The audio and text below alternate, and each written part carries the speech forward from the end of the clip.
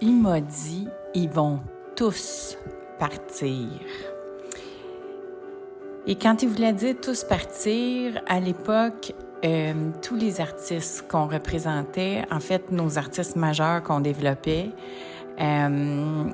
étaient devenus platine. C'est-à-dire qu'ils avaient vendu plus que disques d'or. Ils avaient vendu disques platine, les 4 artistes. Donc, à l'époque, on parle de Jonas, Corneille, Danny Bédard et La Chicane. Et là, tu te dis sur le coup, c'est mon ami Pierre, pour pas le nommer, Pierre Rodrigue, qui a aussi été gérant d'artistes, qui a eu aussi des artistes qui avaient un rayonnement énorme, international, qui sont tous partis. Et je me souviens donc qu'on devrait être au sommet de la gloire, puis lors d'un souper, Pierre m'a dit, écoute Janie, je veux pas être plate, mais il faut que tu te prépares parce que ils vont tous partir, malgré le succès qu'ils ont, malgré tout le beau travail que vous avez fait pour développer puis breaker leur carrière. Ils vont tous partir parce que c'est la nature de la bête. En anglais, on dit « the nature of the beast ». Et je l'ai pris, je savais qu'il avait raison.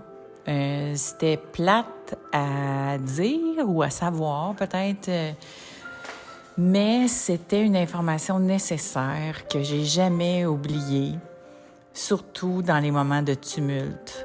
Ça aide un peu à dépersonnaliser la chose en disant que c'est dans la nature des artistes de quitter leur gérant, surtout quand ça marche. Surtout quand ça marche, puis ça marche fort. Puis on va parler de ça aujourd'hui parce que dans l'actualité de 2 gros événements en ce moment dont on parle, il y a le gérant de Kanye West qui vient de faire une sortie énorme. J'avais jamais vu quelque chose comme ça sur les réseaux sociaux. Peut-être que j'en ai manqué, là. J'étais moins geek dans les dernières années. Mais donc, le gérant de Kanye West vient faire une grosse sortie sur Twitter en expliquant que si c'est fini avec Kanye, c'est pour une des raisons qui arrive tout le temps quand un artiste devient big. Ça, c'est de ça dont je vais vous parler aujourd'hui. Donc, sortie de l'ex-gérant de Kanye West et front page là, des journaux en ce moment un peu partout dans le monde, c'est qu'il y a eu des arrestations dans le cas de la mort de Matthew Perry. Donc, Matthew Perry, qui est une des stars de Friends, et qui est décédé d'une overdose. Et là, on a fait des arrestations de petits groupes de personnes qu'on appelle des enablers, ceux qui vont profiter des stars et de leur vulnérabilité. Parce que Dieu sait que être une vedette énorme, c'est d'augmenter ces zones de vulnérabilité. Il faut être très fort pour être très connu et très populaire et avoir énormément de pouvoir. C'est pour ça que les grands, ceux qui restent, sont des gens qui ont énormément travaillé sur eux. Je pense à Sting, je pense à Mick Jagger, je pense à ces personnes-là, à un Stevie Wonder aussi. Donc, ces personnes-là, puis même Madonna, jusqu'à une certaine époque, tu sais, elle était très tu sais, elle s'occupait de son corps, s'occupait de sa tête, s'occupait de sa spiritualité. Donc, faut être fort là pour pas devenir vulnérable. Puis qui dit parce que les gens qui deviennent des stars, c'est pas toujours des PDG d'entreprise là. Sauf que de devenir une grosse star, c'est de runner une énorme entreprise qui dépend de toi puis qui va faire énormément d'argent. Tu vas avoir énormément d'employés. Puis il y en a beaucoup qui crash and burn là parce qu'ils n'ont pas, non seulement, tu sais, ils n'ont pas les connaissances, ils sont pas obligés de les avoir, mais il faut avoir des gens de confiance qui vont pas profiter de leur vulnérabilité parce qu'ils connaissent pas ce qui vient avec. Et il y en a toujours des gens qui vont profiter de la vulnérabilité. D'artistes qui deviennent big, des gérants d'estrade qui vont dire « Oh, moi, je ferais ça mieux que ça. Oh, qu'est-ce qu'ils connaissent eux autres? » Parce qu'il y a des frustrations au jour le jour, puis quand c'est ton premier barbecue, on va dire, quand c'est la première fois que tu deviens connu, que tu développes une grosse machine, ben il arrive en production là, je vous dirais que c'est le moment ou le genre de business qui dépend d'humain puis de créativité où il y a le plus de montagnes russes dans le cadre d'une production. Il va y avoir des affaires qui marchent pas, il va y avoir des imprévus, il va y avoir des choses qui vont... On peut pas prévoir tout. Et là, des fois, il y en a qui disent « Ben là, comment ça se passe? Ben là, comment ça se passe? » Puis là, il faut que tu sois parfait parce que s'il y a de quoi qui se passe ou s'il y a un imprévu qui se passe, ils vont dire « Ben là, c'est de ta faute parce que c'est toi le point person. » Fait que plus ils deviennent connus, plus ils deviennent exigeants, mais en même temps, toujours des gens qui vont passer à côté en disant « Ben moi, je ferais ça bien mieux que ça. Puis moi, tu pourrais faire ça pour bien moins. Puis moi, tu sais, aussitôt que quelqu'un devient populaire, ces rapaces-là là, viennent autour. Puis Dieu sait que moi, ça m'est arrivé, là. Imaginez-vous, j'étais une jeune fille. Heureusement que Donald était là, tu sais, comme backer. Je dirais que, tu sais, ça a beaucoup paru quand que j'ai racheté Donald puis qu'il était plus là comme pour être mon protecteur. Et donc, là, toutes les rapaces qui sont venus, tu sais, ont eu, je dis probablement, je le sais, c'est pas juste probablement, je le sais, ont eu beaucoup plus de poids avec leurs arguments. Ceci dit, ça n'a pas marché, là, mais en tout cas, tout ça pour dire que ça se passe dans tous les cas. Puis c'est ce qui arrive en ce moment avec Kanye West, et c'est malheureusement ce qui est arrivé avec Matthew Perry, là.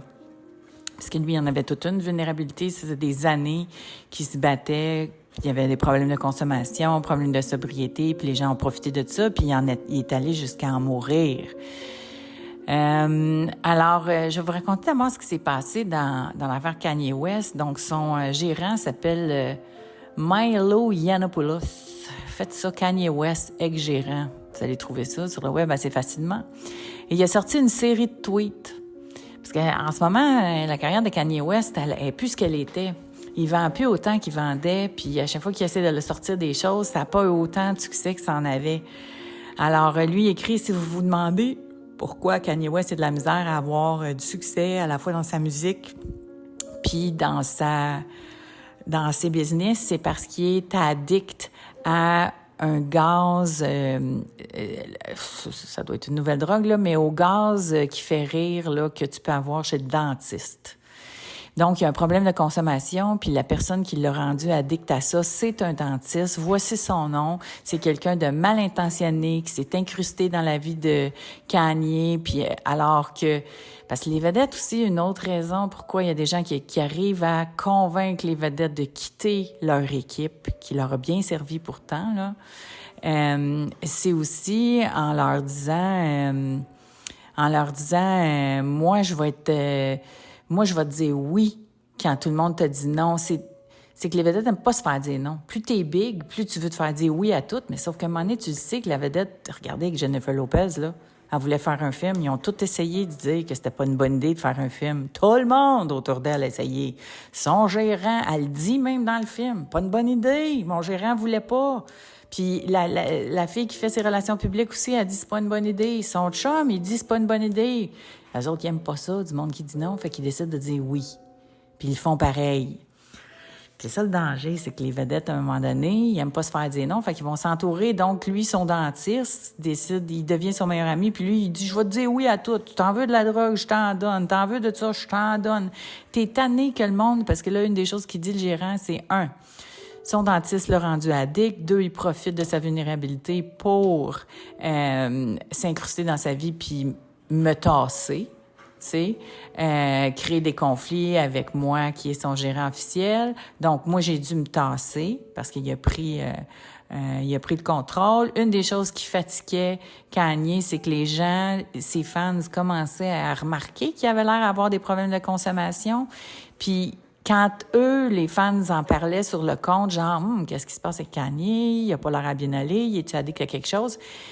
Que le dentiste aurait réussi à engager un hacker pour faire arrêter ces comptes-là, puis faire fermer des comptes qui disaient que Kanye avait peut-être des problèmes. Donc, là, je m'imagine la scène, là, Kanye qui dit à son gérant, « Regarde, tu vis le dentiste, lui, il était capable. Toi, ça fait des années, je te demande de fermer des comptes, puis t'es pas capable. » Excusez. Non, c'est vrai, quand je dis ça, là, c'est un peu parce que ça me fait revivre des moments, là, c'est sûr. Tu sais, ce qu'on te reproche, c'est... sais, d'enlever le discours négatif comme ça peut se revirer contre les artistes, là. C'est pas toujours une bonne idée. Alors, il y a des raisons pour lesquelles son gérant, probablement, il l'a pas fait. Puis donc, le dentiste, il a réussi ça a-tu été ça, son argument? Mais là, donc, le gérant, dans ses tweets, il dit, il profite de lui, il l'a rendu addict, il va profiter de lui financièrement, il va profiter de lui, tu sais, vu qu'un artiste a des problèmes de consommation, il sera pas capable de prendre des bonnes décisions. Ce qui m'amène aussi à la situation de Matthew Perry. Matthew Perry, pourquoi ils ont fait des arrestations? Parce qu'au début, tu te dis, ben tout le monde sait que ce gars-là, il a des problèmes de consommation, puis c'est fort plausible qu'il meure d'une overdose, tu sais. Pourquoi on va arrêter les gens qui ont fourni la drogue à quelque part? Est-ce que eux sont responsables du fait que l'autre... Mais c'est parce qu'ils ont découvert l'espèce de circuit, là, le petit réseau qui avait vendu la drogue, dont son assistant personnel, donc un yes man, probablement. Parce que probablement que les vrais gérants de Matthew Perry, quand ton artiste est sobre, tu t'organises pour que les gens autour de lui soient des gens sobres et qui ne vont pas lui dire oui s'il te demande de la drogue. Fait que là, si à côté de lui, il y a un gars qui participe, ben c'est que là, il était avec un yes man. Puis je vous le dis, là, un artiste, à partir du moment où il n'est que entouré de gens qui vont lui dire oui tout le temps, sa chute n'est pas loin. Ça va finir bientôt.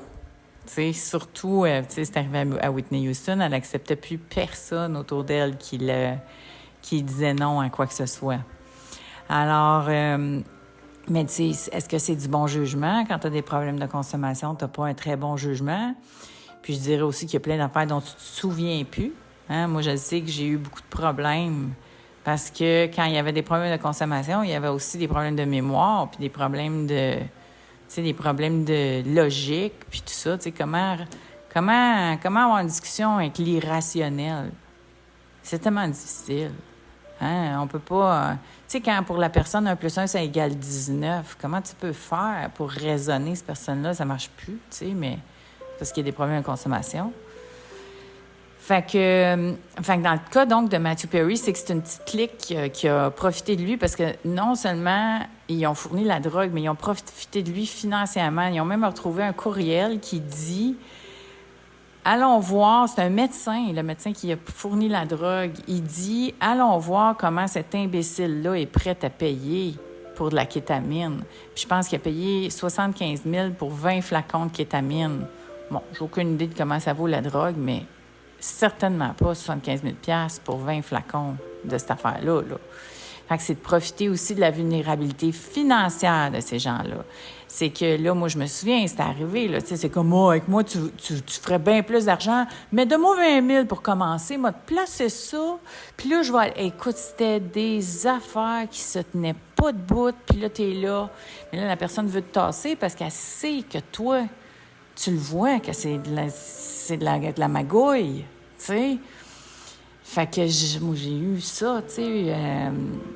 Puis à un moment donné, c'est ça. Quand il y en a trop, quand il y a trop de monde autour, tu finis par perdre, hein? Tu finis par perdre. Puis plus, je dirais, plus la personne a des vulnérabilités, oui, le problème de consommation, là, c'est épouvantable. Mais je dirais aussi que, comme exemple, tu sais, au Québec, Éric Lapointe s'est jamais caché d'avoir des problèmes de consommation. Mais Éric Lapointe est extrêmement intelligent. Puis malgré, moi, ce qui m'a toujours impressionné d'Éric, c'est malgré le fait qu'il a l'air d'un gars sur le party, il se souvient de tout. Il se souvient de toi, il se souvient des gens. Tu sais, il était vraiment capable de maintenir les liens puis de maintenir comme il faut. Je dis pas qu'il y a personne qui a moi, j'ai pas été dans son entourage. Je dis pas qu'il y a personne qui a réussi, tu sais, probablement à s'infiltrer des fois puis à aller soutirer des choses. Mais c'est quelqu'un de, donc, super intelligent. Mais c'est pas tout le monde qui a... On n'est pas toujours... Tu sais, les meilleurs artistes, c'est pas nécessairement ceux qui ont le meilleur intellect d'affaires, mettons, là. Puis ça, c'est correct. Ils sont pas obligés. Ils ont d'autres talents. Ils ont d'autres forces.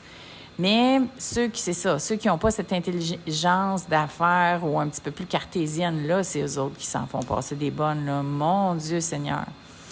Fait que ça pour dire que c'est triste. C'est triste, mais là, vous voyez, c'est quelque chose qu'on n'avait jamais vu.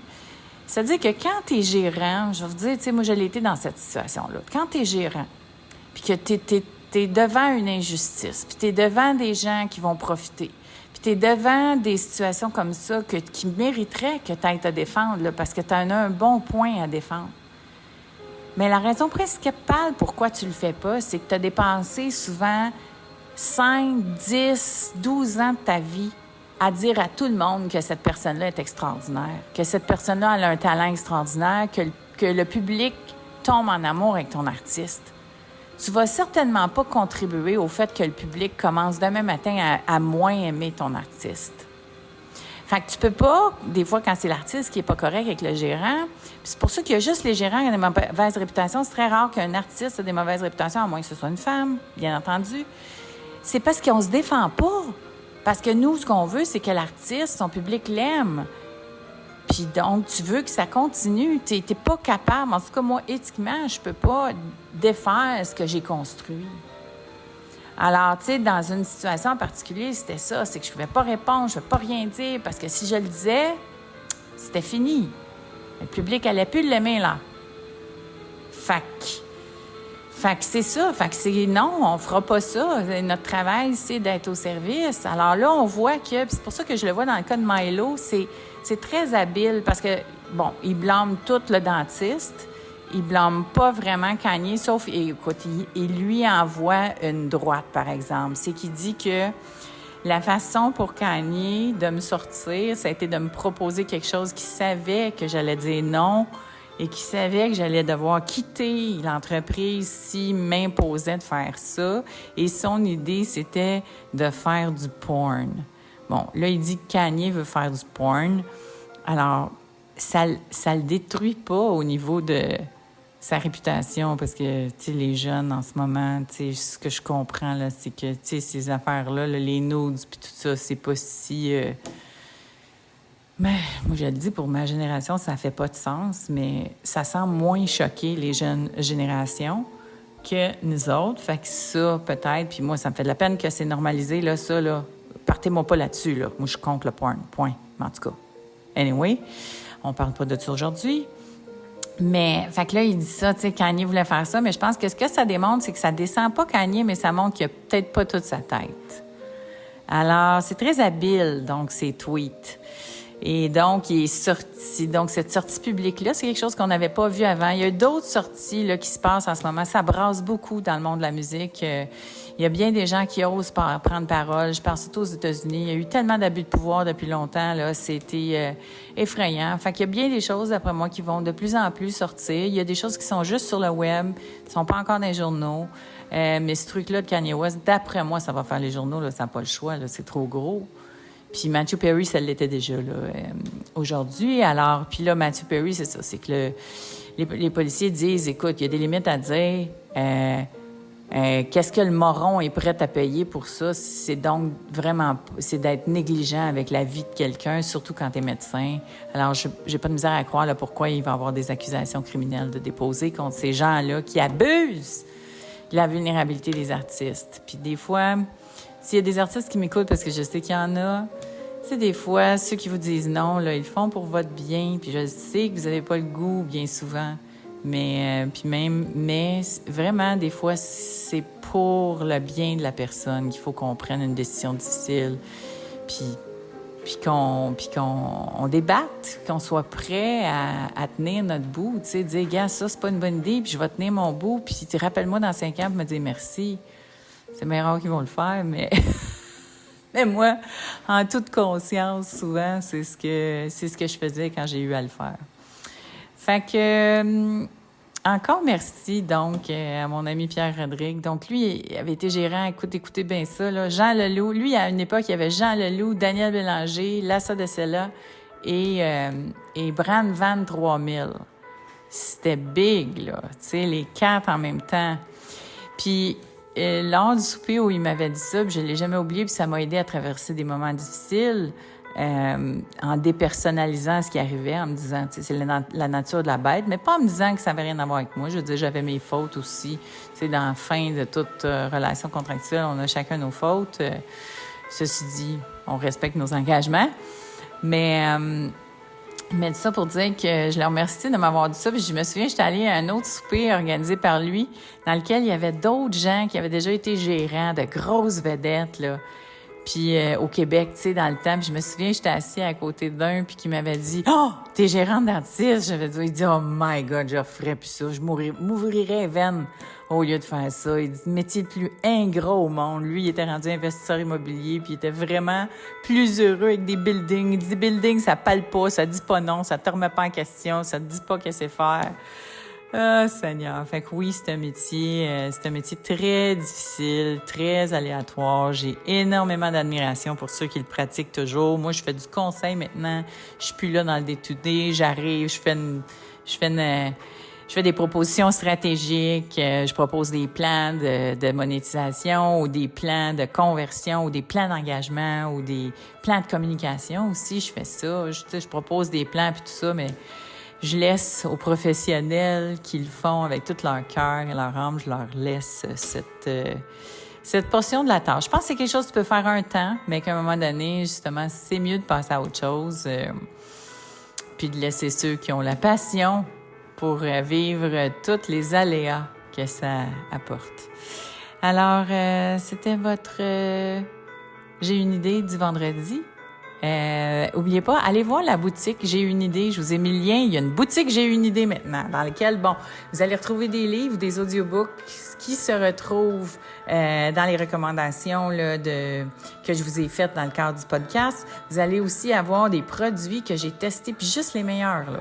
Vraiment juste les meilleurs. Là. Je vous ai parlé d'un produit miraculeux pour le cou que j'ai trouvé pour tous ceux qui ont un peu de problèmes de posture, des mal de cou, qui peuvent utiliser ça. C'est 10 minutes par jour, c'est extraordinaire. Puis l'autre affaire dans laquelle je suis experte, c'est-à-dire que j'ai tout essayé. Puis j'ai trouvé les meilleurs produits. C'est tout ce qui a trait à la perte de cheveux, les cheveux qui cassent, les problèmes de cheveux.